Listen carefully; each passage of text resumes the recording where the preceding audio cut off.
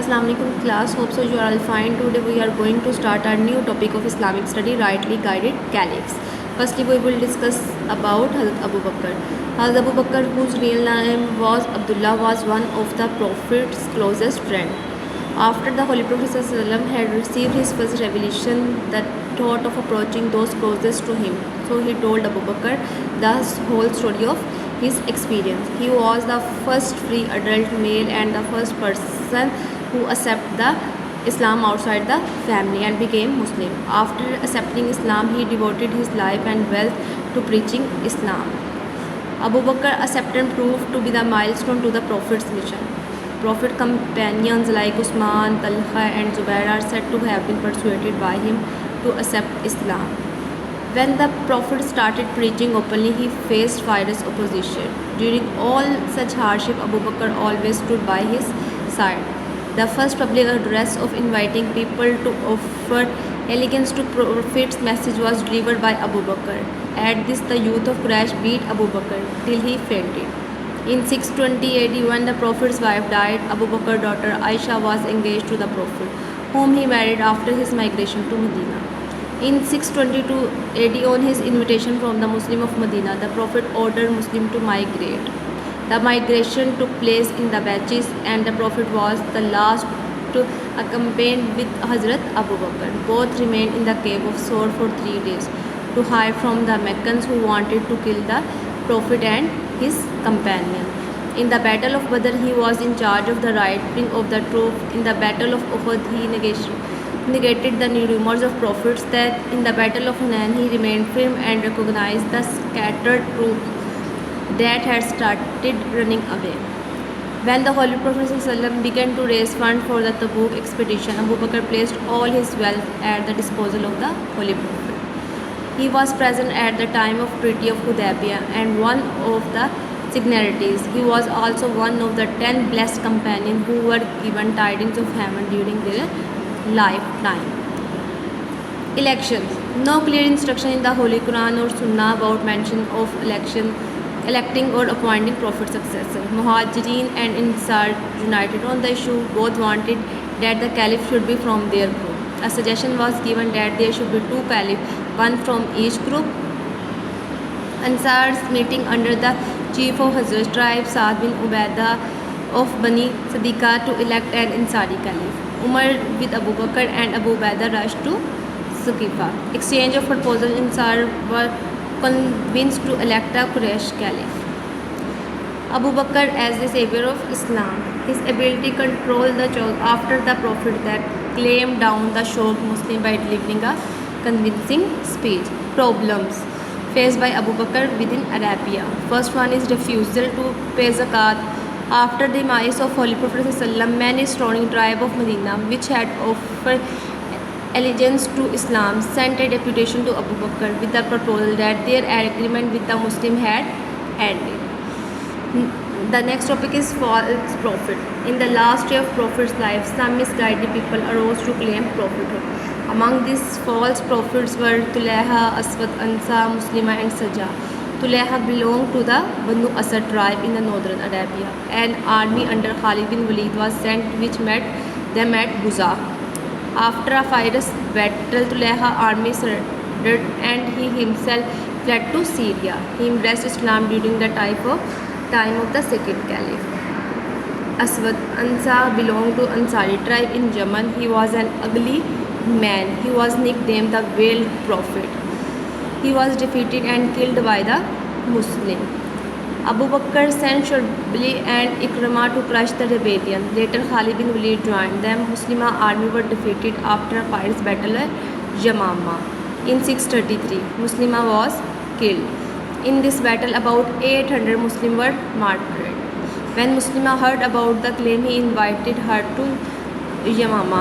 They decided to join forces and Muslima married her, which ended the adventure of prophethood, and she lived in obscurity for the rest of her life. Administration. Hazrat Abu Bakr was one of that personality who always took advice from the great companion of the Prophet in all important matters. The governor was responsible for military Governor had an amil to collect taxes and qazi to administer justice. All commander and governor were selected on merit. He built a Baitul Mal, established military cantonments, expanded the Muslim empire to Iran and Syria and Rome. Next is about Hazrat Umar's life. Umar belonged to the Banu Adi clan of the Quraysh. His father Al-Khattab was an influential leader of Makkah. He treated the Ali converts of low origin quite mercilessly, and according to a tradition to the Holy Prophet ﷺ, had prayed to God for the conversion of Umar bin Khattab or Amr bin Hisham. The prayer was soon granted. Umar one day decided to kill the Holy Prophet, and with that intention started towards his house with a sword. On the way, he was informed that his sister and her husband had embraced Islam, and with that embraced Islam. Umar changed his course and went to his sister's house, who was reading the Holy Quran loud. This enraged Umar so much that he attacked her and her husband. On Umar's insistence, his sister recited some verses from Surah Taha. He approached the Holy Prophet ﷺ then and embraced the Islam. The Holy Prophet ﷺ was so pleased on hearing this that he gave him the title of Farooq. Farooq means one who distinguished between truth and falsehood. He participated in the victorious march to Makkah. In the Tabuk expedition, he donated half of his wealth. Umar was not ready to believe in the death of Holy Prophet till Abu Bakr called him down by reciting the verse. Soon after, he started making arrangement for the Holy Prophet burial together with Abu Bakr. Expansion of Islamic Empire. Fighting with Persian Empire had begun during the rule of previous Caliph Hazrat Abu Bakr. Muslim forces defeated the Persian in Namrak in October 634 AD and crossed the Euphrates. The Persian supreme commandant sent a huge force under Bahman. The two armies fought a fierce battle, a battle of bridge. The Muslim ungrouped under Mutana in November 634 and defeated the Persian army led by Mihran in the battle of Huayb. Commanding an army of 20,000 troops, Saad bin Abi Waqas met the Persian 120,000 army led by Rustam at Qadsiya. The Battle of Qadsiya began in 635. A fierce battle was fought, resulting in Rustam's death, who was leader from the other tribe. The king was finally defeated at Jalula. In the meantime, the Persian, Romans, and Christian Arab tribes combined their forces in upper Iraq. Saad dispatched an army and defeated the joint forces.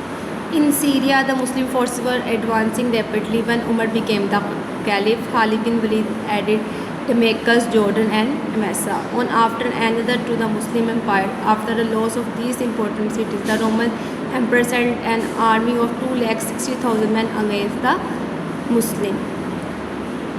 Amr bin al-As argued that Egypt could be used by the Roman as a naval base to launch operation against the Muslim. By April 641 AD, Babylon was captured and the new city of Fustat was founded.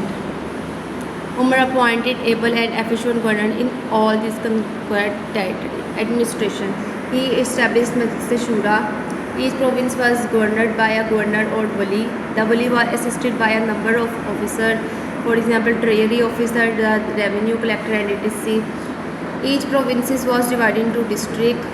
Umar recognized the Baitul Mal. Special care was taken to distribute the funds among the poor and disabled. Umar established a special department, the Diwan, or the register of the penitents. It was based on certain principles. Huge spending was made in the construction of mosques, school, office building, canals, rest houses, and expansion of the Masjid-e-Haram and Mosque of the Prophet, which is called the Masjid-e-Nabawi. Main activities during his caliphate. Umar succeeded Abu Bakr as the second caliph in 634. The conquest of Persia had been starting during Abu Bakr caliphate by the Muslim forces, and finally Persia was totally defeated in 643. Egypt was conquered. Umar appointed as an efficient governor.